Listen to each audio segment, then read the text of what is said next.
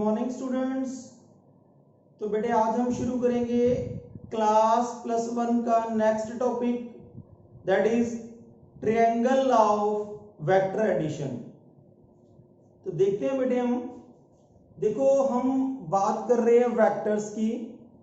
तो मैं आपको कुछ बता दूं वेक्टर्स के बारे में। और देखो जब हम किसी वेक्टर को मल्टीप्लाई करते हैं विद रियल नंबर तो वेक्टर के ऊपर क्या इफेक्ट पड़ता है। तो हम देखते हैं मल्टीप्लीकेशन ऑफ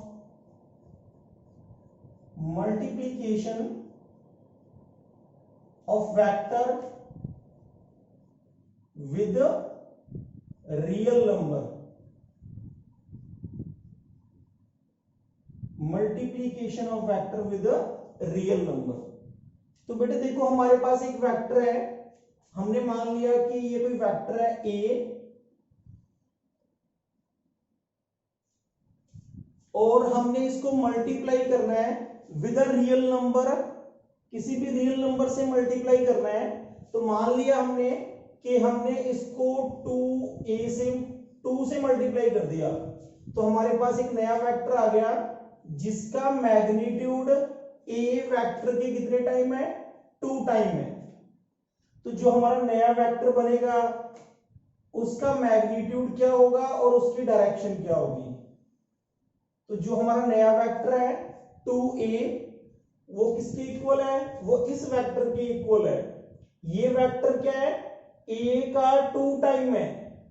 2 टाइम का मतलब इसका मैग्नीट्यूड जो है वो a वेक्टर के 2 टाइम हो गया, और जो डायरेक्शन है वो सेम है as that of a vector. Similarly अगर हम a वेक्टर को मल्टीप्लाई कर दें विद -2a, -2a से मल्टीप्लाई कर दिया हमने, तो अब जो a वेक्टर है वो हमें कैसे ऑब्टेन होगा देखते हैं बेटा। तो हमने एक वेक्टर ड्रॉ किया जिसका मैग्नीट्यूड कितना है, a वेक्टर का -2 टाइम है। तो देखो मैग्नीट्यूड की बात करें तो मैग्नीट्यूड जब भी हमने लेना है तो डायरेक्शन की बात नहीं करनी। तो हमने यहाँ पे सिर्फ मैग्नीट्यूड बना लिया, ये मैग्नीट्यूड है, क्योंकि जो वेक्टर की लेंथ होती है वही उसका मैग्नीट्यूड होता है। तो और वेक्टर की लेंथ कितने टाइम हो गई, 2 टाइम। तो हमने इस वेक्टर की जो लेंथ है वो 2 टाइम कर दी। अब आगे देखना है साइन अगर पॉजिटिव है तो डायरेक्शन सेम रहेगी, अगर साइन नेगेटिव है तो जो डायरेक्शन है वो ऑपोजिट हो जाएगी। अब ए की जो डायरेक्शन थी वो थी लेफ्ट टू राइट, बट यहां पे आगे साइन लगा हुआ है नेगेटिव, तो जो इस वेक्टर की डायरेक्शन होगी वो हो जाएगी फ्रॉम राइट टू लेफ्ट। तो जो ये वेक्टर है वो ऐसे रिप्रेजेंट करेंगे हम, this is vector -2a। Negative sign shows that the direction of vector 2a is opposite to that of a vector. तो जब भी हम किसी रियल नंबर से मल्टीप्लाई करते हैं, अगर आप पॉजिटिव वैल्यू से मल्टीप्लाई कर रहे हो तो मैग्नीट्यूड जो है उतने टाइम इंक्रीज हो जाएगा एंड डायरेक्शन रिमेन सेम। और अगर आप नेगेटिव वैल्यू से मल्टीप्लाई कर रहे हो तो जो मैग्नीट्यूड है वो उतने टाइम इंक्रीज हो जाएगा एंड डायरेक्शन बिकम्स ऑपोजिट। तो ऐसे मल्टीप्लाई करते हैं रियल नंबर से। नेगेटिव और पॉजिटिव का इफेक्ट सिर्फ डायरेक्शन पे पड़ता है, मैग्नीट्यूड जो है वो जितने टाइम मल्टीप्लाई करोगे उतने टाइम हो जाएगा। अब देखते हैं बेटा, हमने मल्टीप्लाई करना है, multiplication of vector with scalar से मल्टीप्लाई करना है वेक्टर को। जैसे हमारे पास एक वेक्टर है जिसको हमने नाम दे दिया फोर्स जो है वो एक वेक्टर है और फोर्स की वैल्यू है 100 न्यूटन। और बेटे इसको हमने किसी स्केलर से मल्टीप्लाई करना है, जैसे हमने कोई स्केलर नाम दे दिया टाइम, टी से मल्टीप्लाई करना है और टी का मतलब है टाइम, और टाइम की वैल्यू है 10 सेकेंड। ओके बेटा, फोर्स इज अ वेक्टर और टाइम इज अ स्केलर, और हमने मल्टीप्लाई करना है किसी वेक्टर को स्केलर के साथ। तो देखते हैं बेटा, जब भी हम किसी वेक्टर को स्केलर के साथ मल्टीप्लाई करेंगे तो हमारे पास क्या आएगा, फोर्स इनटू टाइम। अब हमने देखना है कि फोर्स की वैल्यू कितनी थी 100 और टाइम की यूनिट क्या है, सॉरी टाइम की वैल्यू कितनी है 10। देखो हमने स्केलर को इसकी वैल्यू के साथ मल्टीप्लाई कर दिया तो हमारे पास रिजल्ट आया 1000। अब देखना है हमने जो न्यूटन और सेकंड दोनों की मल्टीप्लीकेशन हो रही है तो यहां पे जो नई यूनिट बनेगी दैट बिकम्स न्यूटन सेकंड। यानी कहने का मतलब ये है कि जो न्यूमेरिकल है, सॉरी जो न्यूमेरिकल वैल्यू है वो न्यूमेरिकल वैल्यू के साथ मल्टीप्लाई हो जाएगी और जो यूनिट है वो यूनिट के साथ मल्टीप्लाई हो जाएगी। तो न्यूमेरिकल वैल्यू को न्यूमेरिकल वैल्यू से मल्टीप्लाई कर दिया और यूनिट को हमने यूनिट से मल्टीप्लाई कर दिया। तो जो नई हमारे पास क्वांटिटी आ गई force into time that is 1000 newton second. ये हो गया हमारे पास multiplication of vector with scalar. जब भी आप किसी वेक्टर क्वांटिटी को स्केलर से मल्टीप्लाई करोगे तो जो न्यूमेरिकल वैल्यू है उनका प्रोडक्ट हो जाएगा और जो यूनिट दोनों की है उन दोनों की मल्टीप्लीकेशन हो जाएगी। तो ऐसे हमने मल्टीप्लाई करना है एक फैक्टर को एक स्केलर के साथ। अब हम देखते हैं बेटा आज का हमारा जो मेन टॉपिक है that is triangle law of vector addition. उससे पहले मैं आपको कुछ और बता दूं, अगर दो वेक्टर सेम डायरेक्शन में एक्ट कर रहे हैं, two vectors are acting in same direction, then resultant of these two vectors is given by the third vector that is equal to a plus b and this is equal to c and direction remains same। अगर दो vector same direction में होते हैं तो उनको हम simply add कर देते हैं और जो मैग्नीट्यूड होगा न्यू वेक्टर का वो उन दोनों के सम के इक्वल होगा और जो डायरेक्शन होगी वो सेम होगी as that of two vectors. जैसे ऊपर दो वेक्टर है, इन दोनों को हमने ऐड कर दिया और direction remain same as that of A and B. अगर दो वेक्टर ऑपोजिट डायरेक्शन के अंदर है, एक वेक्टर ए है और एक वेक्टर बी है हमारे पास, ये वेक्टर बी है, देन रिजल्टेंट जो हमारे पास एक रिजल्टेंट वेक्टर आएगा C that is equal to vector A minus vector B and the magnitude of C vector is equal to magnitude of A minus magnitude of B and direction of C is same as that of bigger vector। जो हमारा larger vector है उसी की direction में जाएगा resultant. तो यहाँ पे A वेक्टर लार्जर था तो रिजल्टेंट की जो डायरेक्शन है वो भी A की डायरेक्शन में होगी। अगर यहाँ पे by chance B vector larger होता, अगर ऐसे हो जाता हमारे पास वेक्टर बी तो हमारे पास जो रिजल्टेंट आएगा वो क्या होगा ए माइनस बी और उसकी डायरेक्शन हो जाएगी in the direction of B, in the direction of B. तो सी की वैल्यू जो आएगी वो ए माइनस बी, ए से ऑपोजिट आएगा रिजल्टेंट, तो ये आएगा हमारे पास रिजल्टेंट। यानी कि जब दो डिफरेंट डायरेक्शन में होते हैं वेक्टर तो सिंपली जो रिजल्टेंट होता है वो उन दोनों के डिफरेंस के इक्वल होता है and direction of resultant is same as that of larger vector. तो यहाँ पे अगर लार्जर वेक्टर ए है तो रिजल्टेंट की डायरेक्शन ए के अकॉर्डिंग होगी, अगर यहाँ पे लार्जर वेक्टर बी है तो रिजल्टेंट की डायरेक्शन बी के अकॉर्डिंग होगी। ओके बेटा, थैंक यू। अभी हम कर रहे हैं ट्रायंगल ऑफ वेक्टर एडिशन। इसके अंदर क्या है, वेक्टर ना ही तो पैरेलल है और ना ही एंटी पैरेलल है, ना ही तो दोनों सेम डायरेक्शन में जा रहे हैं और ना ही दोनों ऑपोजिट डायरेक्शन में जा रहे हैं। यहाँ पे क्या कर रही है, दो वेक्टर जो है वो एक्ट कर रहे हैं एट सम एंगल। कोई दो वेक्टर है जो किसी एंगल पे मूव कर रहे हैं तो उनका रिजल्टेंट हम कैसे फाइंड आउट करेंगे वो देखना है हमने। तो हम शुरू करते हैं ट्रायंगल ऑफ वेक्टर एडिशन। पहले डिफाइन करते हैं बेटा, according to triangle of vector addition, triangle law of vector addition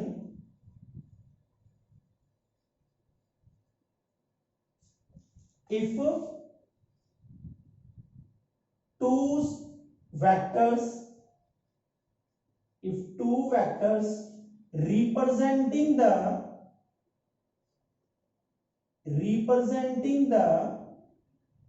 sides of two sides of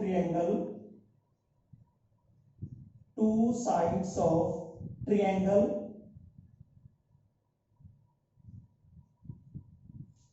having magnitude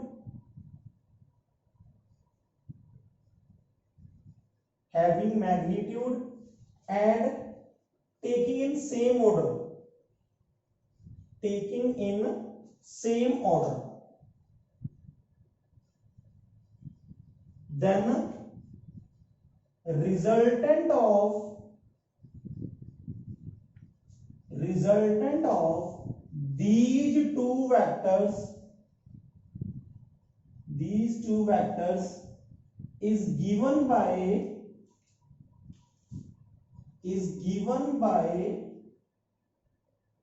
third side of triangle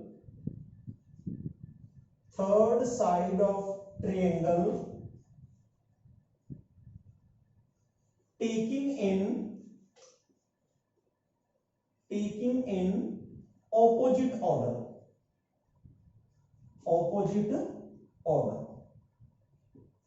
तो बेटे यहां पे क्या हुआ है, हमने कहा है कि जो ट्रायंगल की दो साइड्स हैं वो दो वेक्टर को रिप्रेजेंट कर रही हैं, उन दोनों वेक्टर का मैग्नीट्यूड भी है और दोनों का ऑर्डर सेम है।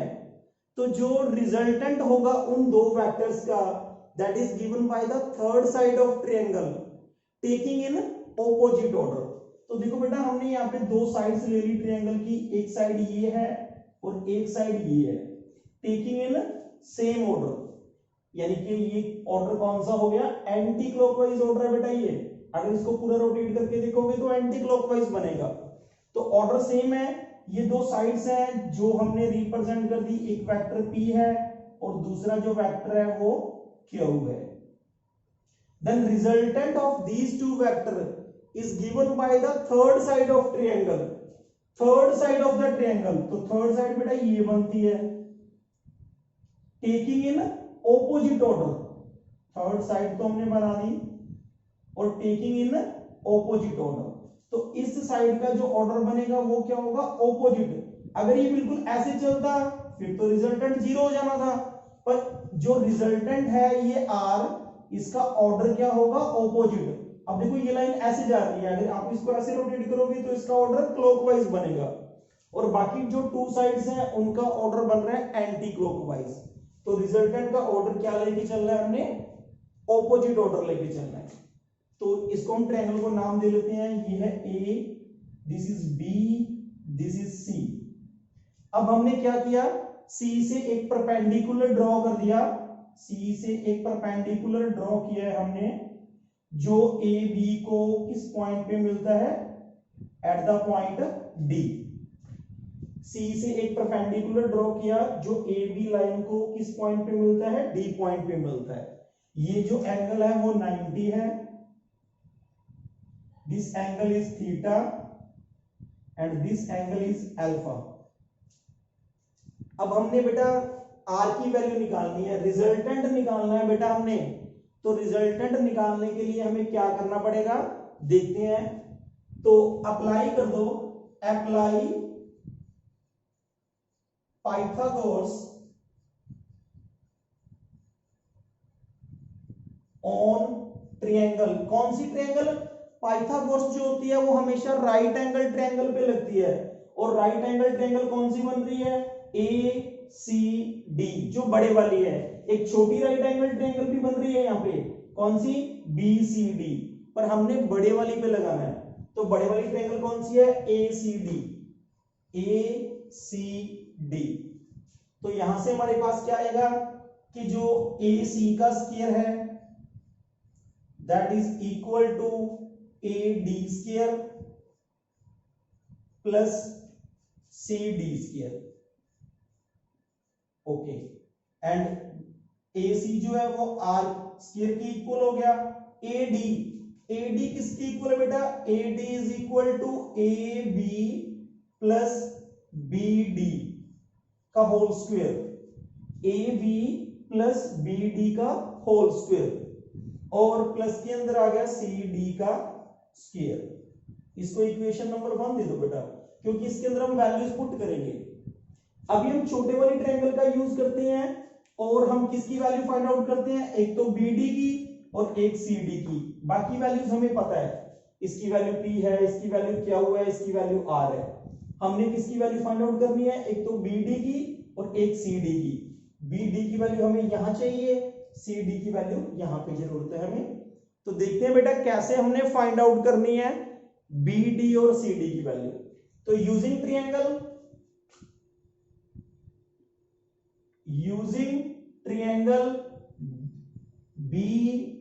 BCD, BCD से वैल्यू निकालनी है बेटा। पहले हम निकालते हैं साइन थीटा। साइन थीटा होता है बेटा perpendicular upon hypotenuse, P over H। P क्या है बेटा? यहाँ पे परपेंडिकुलर कौन सा है? CD। तो sine theta is equal to CD over hypotenuse कितना है? BC। बट BC की वैल्यू हमें गिवन है, कितनी है बेटा? Q। तो यहाँ पे BC की जगह लिख दो Q।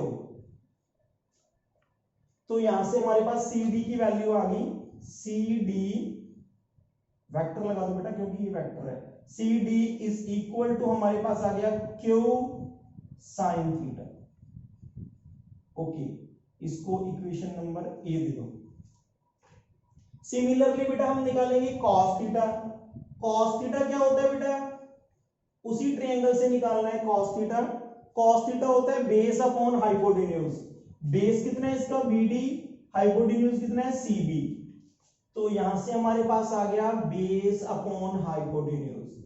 बेस की वैल्यू है बेटा BD और हाइपोटेन्यूज है BC,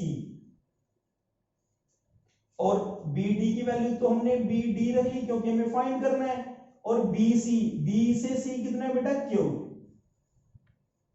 तो यहां से अगर हम देखें तो जो BD की वैल्यू है, Q को इधर लाके मल्टीप्लाई कर दिया तो ये आ गया Q cos थीटा। हमारे पास BD आ गया, CD आ गया, AB हमें पता है, AB की वैल्यू कितनी है? P है। Put these values in equation 1 के अंदर पुट कर दो बेटा। तो R square is equal to A की वैल्यू हमारे पास P प्लस BD की वैल्यू आ गई Q cos theta, Q cos theta, plus CD की वैल्यू आ गई Q sin थीटा। इसका स्क्वायर है, then it becomes Q square sin square theta. इसका होल स्क्वायर है, स्क्वायर खोल दो बेटा। Then R square is equal to P square plus Q square plus 2PQ cos theta. Square पता है ना बेटा? ये पूरी टर्म A है और ये सारी टर्म जो है वो B है, तो A प्लस B का होल स्क्वायर, वो फॉर्मूला लगा दिया यहाँ पे, और प्लस के अंदर आ गया Q square sine square theta. एक तो ये टर्म है बेटा Q स्क्वायर वाली, एक ये टर्म है हमारे पास, सॉरी बेटा यहाँ पे cos थीटा भी आना था क्योंकि ये पूरी टर्म भी है, तो Q square cos square theta plus 2PQ cos theta. Okay बेटा, अब एक टर्म तो हमारे पास Q स्क्वायर वाली ये है, एक टर्म Q स्क्वायर वाली ये है, तो Q स्क्वायर कॉमन ले लिया बेटा हमने यहां से, it becomes P square plus Q square common लिया, यहां से रह गया cos स्क्वायर थीटा, यहां से रह गया sin स्क्वायर थीटा, और प्लस के अंदर हमारे पास रह गया 2PQ cos थीटा।